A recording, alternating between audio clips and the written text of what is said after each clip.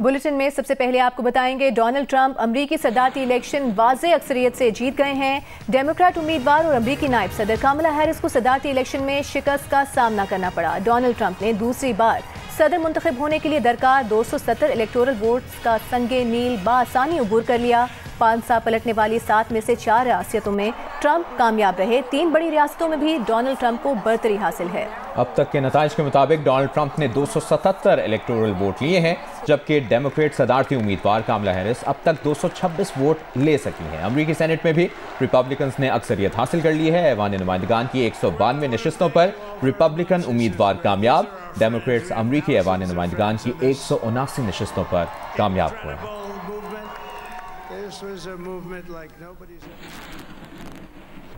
नौमुंतखब सदर Donald Trump ने अपनी विक्ट्री स्पीच में जंगें रोकने और अमरीका में दाखिले के गैर कानूनी रास्ते बंद करने का ऐलान किया है। अपने खिताब में डोनाल्ड ट्रंप ने कहा कि वो कोई जंग शुरू नहीं करेंगे बल्कि जंगें रोकेंगे। उन्होंने ये भी कहा कि आज के दिन को तारीख में हमेशा याद रखा जाएगा। आज अमरीकी अवाम को अपने मुल्क का कंट्रोल वापस मिला है।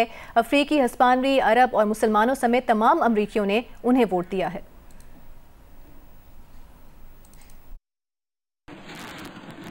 This is a magnificent victory for the American people that will allow us to make America great again. This will forever be remembered as the day the American people regained control of their country. People that voted for us, nobody's ever seen anything like that. They came from all corners, union, non-union, African American, Hispanic American, Asian American, Arab American, Muslim American. We had everybody, and it was beautiful. It was a historic realignment. One is strong and powerful military, and ideally we don't have to use it. You know, we had no wars. 4 years we had no wars, except we defeated ISIS. We defeated ISIS in record time, but we had no wars. They said, you will start a war. I'm not going to start a war. I'm going to stop wars. We're going to have to seal up those borders, and we're going to have to let people come into our country. We want people to come back in, but we have to let them come back in, but they have to come in legally. They have to come in legally. वज़ीर आज़म शहबाज शरीफ की Donald Trump को अमरीकी सदर मुंतखब होने पर मुबारकबाद। अपने एक बयान में वज़ीर आज़म ने नई अमरीकी इंतजामिया के साथ मिलकर काम करने की ख्वाहिश का इजहार किया। Chairman Peoples Party Bilawal Bhutto Zardari ने भी अपने बयान में डोनाल्ड ट्रंप को इंतखाबी कामयाबी पर मुबारकबाद दी है। बिलावल भुट्टो जरदारी ने कहा कि डोनाल्ड ट्रंप को यह मैंडेट जंग की मुखालिफत करने की वजह से मिला है। उम्मीद है नई अमरीकी इंतजामिया तनाज़ात खत्म करने में मदद और अमन को तरजीह देगी। नौमुंतखब अमरीकी सदर डोनाल्ड ट्रंप ने 91 इल्जामात के साए में दूसरे सदारती मुहिम शुरू की थी। इंतखाबी मुहिम के दौरान उन पर कातिलाना हमला भी किया गया। वो अमरीकी तारीख के तीसरे सदर हैं जिनका मुआखजा किया गया, लेकिन वो बरी हो गए। तफसील के लिए ये रिपोर्ट देखिए। अपने दौरे सदारत में ट्रंप ने फौजी फंड्स का रुख अमेरिका मैक्सिको सरहद पर दीवार की तामीर की तरफ मोड़ा।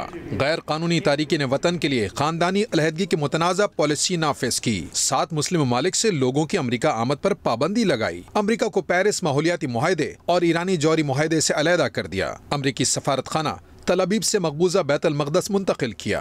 मुल्क में रिकॉर्ड टैक्स छूट दी। चीन से तिजारती जंग छेड़ी और शुमाली कोरिया में कदम रखने वाले पहले अमरीकी सदर बने। अपने सदारती दौर में ट्रंप ने कोरोना के खिलाफ गैर साइंसी इक़दामात को फ़रोग़ दिया और अमेरिका में इस वबा से 4 लाख अमवात हुई। 2020 के सदारती इंतखाबात में शिकस्त तस्लीम न करने के साथ साथ उन्होंने धांधली के इल्जामात लगाए। इंतखाबी फ्रॉड के 60 से ज़ायद दावों पर उन्हें अदालतों में शिकस्त हुई। डोनाल्ड ट्रंप पर यह इल्ज़ाम भी है कि उन्होंने 2020 का इलेक्शन हारने पर अपने हामियों को कैपिटल हिल के बाहर जमा किया। उस जत्थे ने कैपिटल हिल पर हल्ला बोल दिया, जिस दौरान 5 लोग हलाक हुए। खबरों का सिलसिला आगे बढ़ाते हैं और आपको बताते हैं कि पंजाब हुकूमत ने सूबे के 4 डिवीजन्स में फेस मास्क लाजमी करार दे दिया है। इस बारे में बात करेंगे नुमाइंदा जियो न्यूज़ उस्मान भट्टी से। जी उस्मान, बताइए क्या तफसील है आपके पास?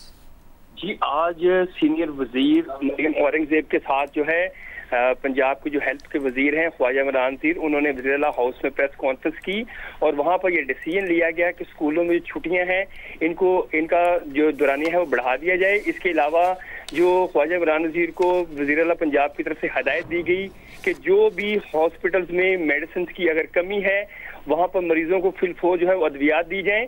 और मरियम औरंगजेब ने ये भी कहा कि ये भी मुमकिन है कि अगर ये स्मोक का जो ड्यूरेशन है ये बढ़ता है तो तालीमी इदारों में जो छुट्टियां हैं वो मजीद भी बढ़ाई जा सकती हैं। अलबत्ता उन्होंने ये कहा कि मास्क जो है वो लाजमी जो है वो पहना जाए। जी शुक्रिया आपका उस्मान, आप हमें तफसील से आगाह कर रहे थे। पंजाब हुकूमत ने स्मॉग की वजह से स्कूलों की बंदिश का दायरा हायर सेकेंडरी क्लासेस तक बढ़ा दिया है। सीनियर सूबाई वजीर मरियम औरंगजेब ने बताया कि पंजाब के 4 डिवीजन्स में हायर सेकेंडरी क्लासेस तक के तालीमी इदारे 17 नवंबर तक बंद रहेंगे। प्राइमरी स्कूल जो बंद किए थे आज और पिछले 4 दिन का और अगला जो प्रेडिक्शन हम देख रहे हैं एयर विंड की और एयर क्वालिटी इंडेक्स की, तो हम हायर सेकेंडरी तक तमाम स्कूल जो हैं उनको बंद कर रहे हैं।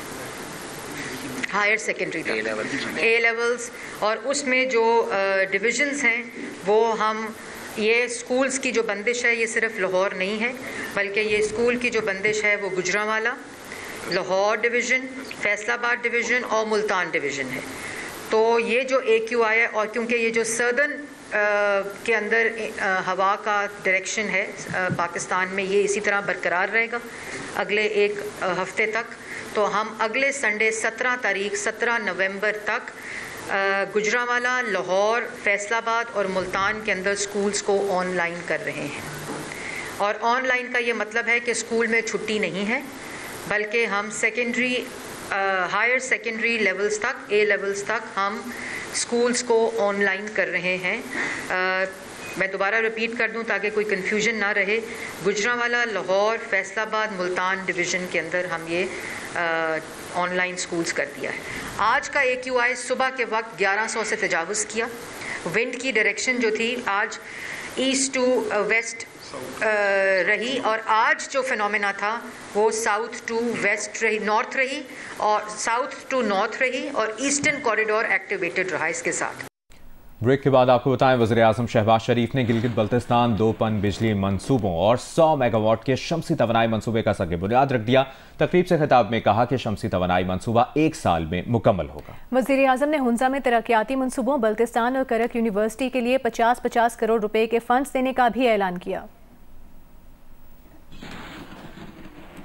वफाकी हुकूमत गिलगित बल्तिस्तान के लिए बिजली की जो शदीद यहाँ पर सूरत हाल है उसको किसी हद तक उसको पूरा करने के लिए फिलफौर 100 मेगावाट का शमसी तवानाई का मंसूबा यहाँ पर लगा दिया है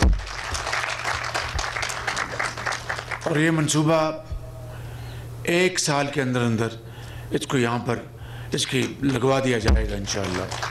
2 यूनिवर्सिटियों के लिए मैंने आज ऐलान किया है कि हम दोनों के लिए अलग-अलग 50-50 करोड़ रुपए का हम फ़ंड रखेंगे और उस उनकी फ़ंड की आमदन से उन बच्चों के वज़ाइफ का इंतज़ाम किया जाएगा। अभी आपको बताएंगे कराची में दंदनाते डाकुओं ने डकैती के दौरान एक और शहरी की जान ले ली है। डिफेंस तौहीद कमर्शियल में डकैती के दौरान मुज़ाहमत से जाँ बहक शख्स की शनाख्त 48 साला सईद के नाम से हुई है। इसकी तफसील जानते हैं जीशान शाह से। जीशान बताइए। जी देखें, बिल्कुल ये defence phase 5 26 street Tauheed commercial area के करीब निजी बैंक से एक शहरी मोहम्मद सईद जो कि तकरीबन 5 लाख रुपए की रकम लेके निकला था। तमाम रकम लेके आने के बाद में पान की दुकान पर कुछ सामान खरीदने के लिए तमाम यहाँ पे 2 डाकू मौके पर मुसल्लह डाकू मौके पर आ गए जिन्होंने उसके साथ लड़ाई करने की कोशिश की। मकतूल ने उनके साथ मुकाबला किया, हालांकि इसका पिस्टल भी मौजूद था। तमाम मुलजिमान ने इस पर फायरिंग कर दी जिसकी वजह से मौके पर ही जाँ बहक हो गया। तमाम पुलिस हुकाम ने इस की तस्दीक की है कि मुल्जिमान फरार होने से कबल ना ही मकतूल का पिस्टल लेके गए और जो उसने रकम अपनी मोटरसाइकिल की एक पॉकेट में छुपाई हुई थी वो भी उन्हें नहीं मिल सकी। इस वक्त रवां साल अब तक 105 अफराद डकैती के दौरान मज़ाहमत से जहाँ बहक हो चुके हैं। पुलिस हुकाम का कहना है कि जो वाक़या है इसकी CCTV भी मंजर आम पर आ गई है और मुलव्वस मुल्जिमान को ढूंढने के लिए इक़दाम किए जा रहे हैं। जी शुक्रिया आपका ज़ीशान, आप हमें तफसील से आगाह कर रहे थे।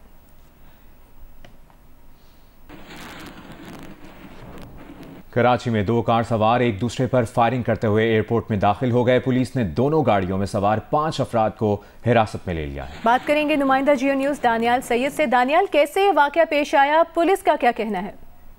लेकिन बिल्कुल शारे फैसल पर चलती गाड़ियों से फिल्मी अंदाज में फायरिंग की गई। 2 गाड़ियों में सवार अफराद ने एक दूसरे पर फायरिंग की, जिससे 2 सिक्योरिटी गार्ड जख्मी हुए। फायरिंग का वाकया गुज़िश्ता शब तकरीबन 3 बजे के करीब पेश आया था। पुलिस हुक्काम के मुताबिक फायरिंग का वाकया लड़की के बाहर जो है वो पेश आया है। एक लड़की गाड़ी में अपने नए दोस्त के साथ शारे फैसल से जा रही थी।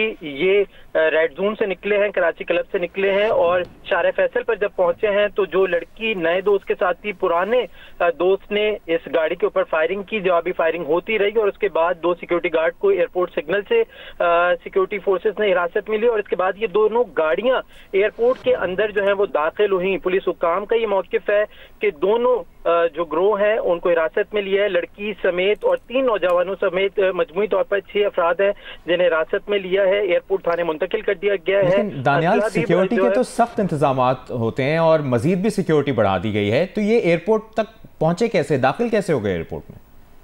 जी बिल्कुल, एयरपोर्ट की सिक्योरिटी मजीद सख्त करने के दावे किए गए थे। हाल ही में एयरपोर्ट के करीब तकरीबन 1 महीने कबल एक हादसा, दहशतगर्दी का भी वाकया पेश आया था। उसके बाद सिक्योरिटी मजीद सख्त की गई थी, लेकिन ये वाकया एक मरतबा फिर से रूनुमा हुआ है। फायरिंग करते हुए शारे फैसल से ये दोनों गाड़ियां एयरपोर्ट के अंदर दाखिल हुई हैं। तस्वीरों में भी देखा जा सकता है इन दोनों गाड़ियों को, जो पुलिस ने अपनी तहवील में लेने के बाद एयरपोर्ट थाने के बाहर इनको मुंतकिल की है।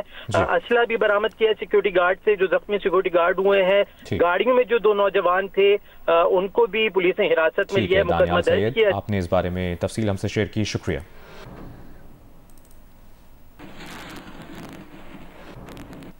वज़ीर आला खैबर पख्तूनख्वा अली अमीन गंडापुर ने कहा है कि 9 तारीख को सवाबी में PTI और उसके कारकुनों पर मजालिम के खिलाफ एक करारदाद पास होगी, जिसके बाद बानी PTI तारीख का ऐलान करेंगे तो पूरा मुल्क निकलेगा। ये आखिरी कॉल होगी, सरों पर कफन बांध कर निकलेंगे। अब हमारी ये फाइनल कॉल होगी, एक करारदाद पास होगी, तो सब लोगों ने, पूरी पख्तूनख्वा की आवाम से मैं कह रहा हूँ कि आप लोगों ने 2 बजे सवाबी इंटरचेंज मोटरवे के ऊपर पहुंचना है इंशाल्लाह। हम मुश्तरका तौर पे बायसियत सुबह इंशाल्लाह एक वहाँ पे करारदाद पास करेंगे और उसके बाद आपको बताया जाएगा ये तैयारी आप कर लें। तो फिर जब आपको इमरान खान कॉल देगा, आखिरी कॉल, ये फाइनल कॉल होगी। उसके बाद जब तक हमें ये हक नहीं मिलता तब तक हम में से कोई वापस नहीं आएगा। वज़ीर आला पंजाब मरीम नवाज ने डोनाल्ड ट्रंप को सदारती इलेक्शन जीतने पर मुबारकबाद दी है। अपने बयान में मरीम नवाज ने कहा कि डोनाल्ड ट्रंप की जीत से पाक अमरीका ताल्लुकात में बेहतरी की तवक्को है।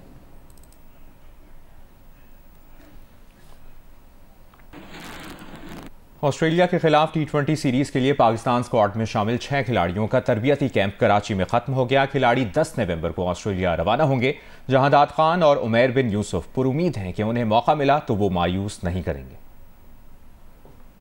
नेशनल स्टेडियम में पाकिस्तान T20 स्क्वाड के खिलाड़ियों ने 5 रोज ट्रेनिंग की, जहां फील्डिंग, कैचेस के अलावा बैटिंग और बॉलिंग की भी मशकें की। ऑस्ट्रेलियन कंडीशन से आहंग होने के लिए बैटर्स ने मार्बल की स्लेब पर भी बैटिंग प्रैक्टिस की। उमैर बिन यूसुफ ने मीडिया से गुफ्तगू में कहा कि उनके फेवरेट नंबर तो ओपनिंग या 1 डाउन है, लेकिन उन्हें 6 नंबर तक किसी भी पोजीशन पर बैटिंग करने का तजर्बा है। मैं हर नंबर पर खेला हूँ, ऐसा नहीं है कि सिर्फ मैंने बोला, मैं हर नंबर पर खेला और मेरे डोमेस्टिक के पाकिस्तान शाहीन के मैच दे सकते हैं। मैं 1 से लेकर 6 पे भी खेला हूँ और 6 पे भी मेरी 50 है।